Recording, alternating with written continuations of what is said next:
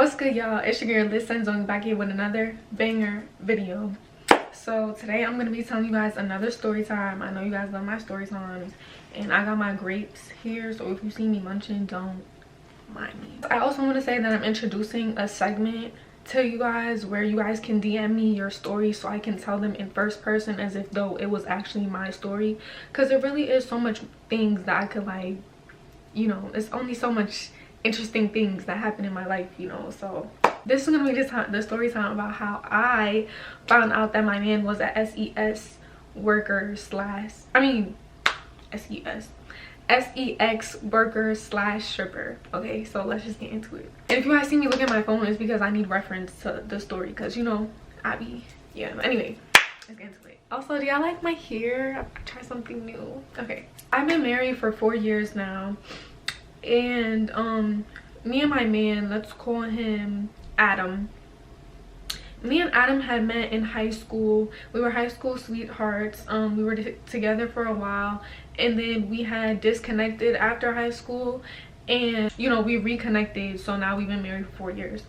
So everything's all cool and well. He is a plumber and I'm a doctor. So everything was great. We have 2 kids together. Our relationship seemed really easygoing, like it was really no problems. So during COVID, my husband had lost his job, but we decided that it wasn't really going to be an impact to our family because, you know, I'm a doctor. I've been working as a doctor for a few years now. I make a lot of money, so I was going to be able to cover the bills and stuff, you know, financially around the house. We agreed on that. Keep that in mind. So he never expressed to me that, you know, he had any concerns or had a problem with the agreement that we came upon. So, you know, I was just going to work as usual. He would stay home with the kids, whatever. A few months into COVID, I started noticing some changes. So it was this one night, we're going to sleep, and he's like, "Oh babe, I'm going out tonight." So I'm like, "Oh, where you going?" He's like, "Oh, I'm going out to dinner with a friend." So I didn't pay it no mind because this man rarely goes out, y'all. Like, he really never goes out. So when he does, I don't be questioning it, you know what I mean? So I let him go. I didn't ask so much questions. I didn't even ask him about the restaurant. Like, I just was like, okay, I went to sleep, cool. Oh wait, I had asked him, I said, what time are you gonna, like, what time do you plan on going home? Keep in mind, when I said we was about to go to sleep, it was probably like 8 p.m. because I'm, you know, I'm a doctor, I'd be tired. But anyway, I asked him, I said, what time do you plan on coming home? He's like, oh, maybe like 10, 11, you know, we're just going out for a quick bite, right? That's what he said. So I fall asleep. I wake up in the middle of the night to go pee, and I check my phone. It's like 2 a.m. and this man is still not home. So I didn't go ring down his phone or text. I was like, you know what, I'm gonna play it cool. You know, he probably just lost track of time. But then again, restaurants close at a certain time, so what could you possibly be doing outside? But I ain't paying no mind. I just went back to sleep. By the time he comes home, it's 5 a.m. He goes straight to sleep, and all of a sudden, probably like 30 minutes later, his phone keeps going off. And you know, I'm a grown woman, like, I don't feel the need to check his phone. Like, I trusted him. I never had to go through his phone like that. But his phone probably went off, like, no exaggeration, y'all, like 25 times. So I'm like, what is up with this man? Like, who is texting his phone at 5:30 in the morning? And don't ask me why I was up, y'all. I just feel like I'm a really, like, early bird. Like I said, I'm a doctor, so I be up early in the morning anyway. So by the time he came home, I was already getting up. You feel me? So word, I reach over and I look at his phone, and he's getting blown up with messages from this guy named Joe. So I'm like, Joe, like, you know how as a woman, you know about your guy's friends? I've never heard this man's name before. Like, who is Joe? Like, I've never heard of a Joe. So I unlocked the phone. I'm reading the messages, and Joe was like, oh, I had such a fun time tonight. Can't wait to see you again. Like, a whole bunch of other stuff. And it was kind of suspicious to me because it was kind of sounding like a, you know what I'm saying? Like, it was kind of sounding very feminine. Like, what do you mean, had a great time, can't wait to see? Like, I don't know. Maybe I could have just been overthinking it in the moment. But I'm going to tell y'all why I wasn't overthinking. But, you know, again, I brushed it off to the back of my head. I'm like, okay, they probably just had a good time tonight. It is what it is. Like, whatever. So, probably like a week later, I take like a vacation time off of work. So now I'm home with the family, like chilling, whatever. Now he tells me again he's gonna be going out with a friend. He didn't specify who, or he didn't know that I knew who Joe was. So he was like, oh yeah, I'm going out with a friend again tonight. So I'm just assuming it's the same person that he went out with last time.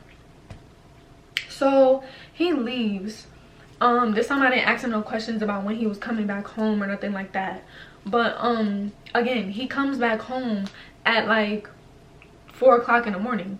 So at this point I'm like, oh, so this is a pattern. There's no way you're going out to dinner and you come back home at 4 a.m. in the morning. Like, it's no way. So this time, as soon as he came home, he came in the bedroom, he dropped his clothes, like he took all his clothes off. Mind you, I'm pretending that I'm asleep. Like, I didn't, you know, wake up or nothing like that. Like, I'm pretending I'm asleep to see if I can figure out some information. Like, now I'm on my FBI shit. He drops his clothes to the floor and he hops straight in the shower. Like, he goes straight in the bathroom to shower. Whole time I'm thinking I'm asleep, mind you.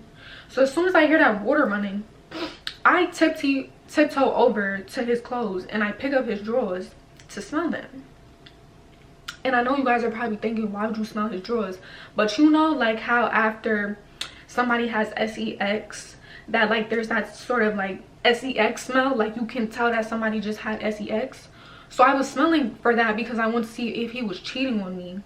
And you know, where like you couldn't mask it up with like, oh yeah, I was just sweaty, because you didn't go to the gym, you wasn't running a marathon, like you went to dinner. So it was no way that you could have like, you know, swiveled your way out of it if I smelled what I was about to smell. Sure enough, I smell his drawers and they smelled like sex. So at this point I'm like, okay, this man is cheating on me. Like, this man is cheating on me. He's been cheating on me for a while, because this is probably the second time that he's went out to dinner and came back at like 4 or 5 o'clock in the morning. So I'm like, okay, it's 2 ways I could play this. I could make a scene right now, or I could play it cool, gather some evidence, da da da. I decided to play it cool and gather my evidence. So the next time that he had, oh, I put his drawers back where they were and I went back to sleep. So the next time that he told me he was going out, this time I had to put on my homegirl about what the tea was, because it's just like, I know you're cheating on me and I gotta figure this out, because you're not my boyfriend, you're my husband, we have kids together, we have a family, and I have to figure out what my next move is, you know what I mean? So I put my best friend onto the tea, and she's like, okay, we're gonna do like a stakeout type of thing, like we're gonna leave the kids with your mom. Next time he tells you he's going out, we're gonna follow him. So that's exactly what we did. He tells me he's going out to dinner again, right? This time me and my best friend, we have followed him without him knowing. So we followed him. I forgot to mention to y'all, we live in Cali, so we was on the strip. We have followed him and we parked the car in this little like alley cut way, and we see him walk into a gentleman's club. So we're like looking at each other mad puzzled, like, is he gay? Like, you like to go watch men wave their junks around and throw money on them? Like, that's the type of vibe? Like, this is why you've been telling me you going out to dinner, because this is what you're doing? So I'm thinking, oh, he's probably going out with his friend that he be texting and all this other stuff to go throw money on other men. Like, that's their idea of a good time. I'm like, okay, cool. So we follow him into the gentleman's club, and we're probably in there for about 10 minutes scoping the scenery out, like trying to find out where he is. Like, I'm looking at all the tables. I mean, yeah, I'm looking at all the tables, like the high top chairs. I'm looking on the side to see if he's in like a booth or something. Like, I'm looking around the place to see where he's at, and I'm not seeing him. I'm like, I know he's not just disappeared. Like, we literally watched him walk in here. About 5 minutes after that, we hear the MC on the mic talk about some, oh, I want you guys to put your hands together for one of our newest dancers, or whatever they call them, exotic dancers or something like that, for Apple Bottom. Guess who it was, y'all? It was my husband. So me and my best friend start busting out laughing, and it's crazy because y'all are probably thinking, oh yeah, that's your husband, you should have been so hurt. But in the moment when you see something like that, like, that's not the first thing that comes to your mind. It's just like, yo, you're gay. Like, you're gay. Like, there's like, you're gay. So he starts dancing, and mind y'all, he's butt naked. Like, the only item of clothing he has on is a sock over his junk, y'all. That's the only thing he has on. So he's on stage dancing, looking stupid. entertaining all these men in front of him, right? And as like, I guess his like extra little sprinkle of, you know, pizzazz or whatever, he pulls the sock off, and now he's waving his junk around in front of all these men's faces. And I guess as like an extra, like, you know, if you give me extra money, I'll let you like hold it and grab it and stuff like that. Like, this man is letting all these men in the front row grab on him, and this man is getting like aroused. Like, he's getting aroused by all these men touching him, y'all. Like, he's gay. He's gay. That night I found he was gay. So me and my best friend, we decided not to make a scene.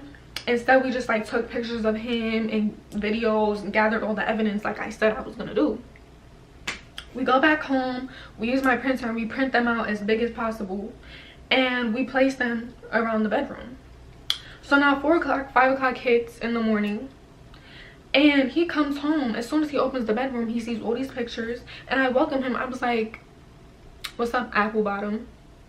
And when I tell y'all, this man was looking at me like he seen a ghost. Like, he could not believe that I called him that, his stage name, right? So you know, it was hurtful because it's like, wow, like, I spent 4 years married to this guy who I thought like loved me. Like, I really thought he was locked in. Like, I thought that was my best friend. I don't know who this man is gay, y'all. And so he tries to explain to me in the argument like, oh, the only reason I decided to do this was because, you know, I was bummed out about the fact that I lost my job and I didn't want to make it so hard on you to take care of the family, but it's like, you was making all this money for yourself, because this whole time you wasn't paying for anything still, like we agreed upon. I didn't have a problem with it, but it's like, now I found out that you was making money and you wasn't even helping out anyway. It's like, what are you talking about? You was doing this for fun. You was doing this for your own enjoyment. You're sick. You're sick.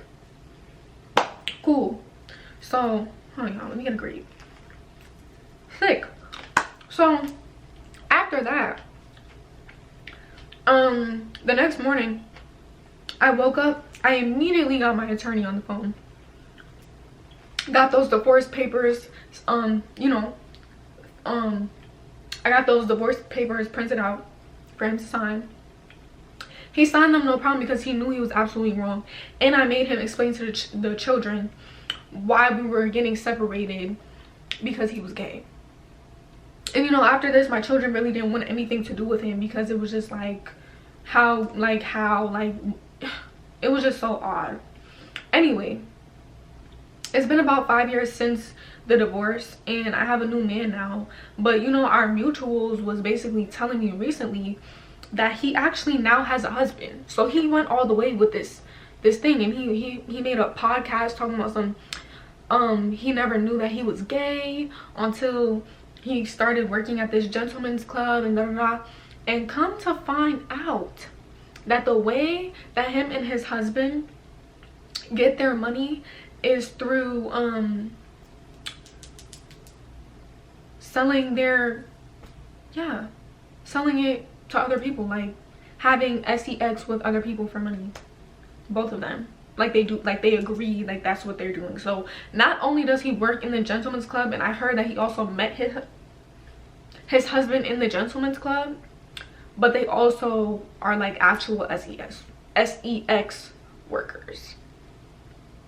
Clock that T. Very weird, very unfortunate circumstance. People keep asking me like how I feel about it now, and honestly, it's just like, I'm still speechless. Like, every time I talk about it and bring it up, it's like, what can you really say? You know, what can you really say about that type of situation? Like, what can you really say? So, you know, every time I tell somebody this story, it's like they really cannot believe that this happened to me. But it's like, yo, this is like real life stuff. Like, I still can't believe that it happened to me. And the fact that you just, like, your whole life just changed. Like, all of a sudden you like men. Like, where did that even come from? Like, you know, because people who like the same gender, like, you know what I mean? Like, usually they'll have some sort of signs in their upbringing, or, you know, somewhere along in school or something like that. But no, y'all, like, all of a sudden, like, and to this day, I just really want to know how he even started working there in the first place. Like, when did this even become a thing? Because honestly, I feel like he would have tried to explain himself if I gave him the chance, but I wasn't even about to do that. It's like, you're gay, I need this divorce, and I need you to get out my face. Like, that's really what it was. So yeah, that's the end of this story time about how I found out that he was a sex worker, and he worked in the gentleman's club. So yeah, I hope you guys like this story time. If you guys have any stories that you want me to tell, like this one, you guys can DM me on my Instagram at lydcenzo. I will be checking them. And yeah, these stories are totally anonymous. I will always be telling them in first person. And yeah, make sure you like, comment, subscribe. Make sure you tune to my next video, because I know that you know that it's a situation every time it's together on Senzo Nation. That's on. Period. Yeah.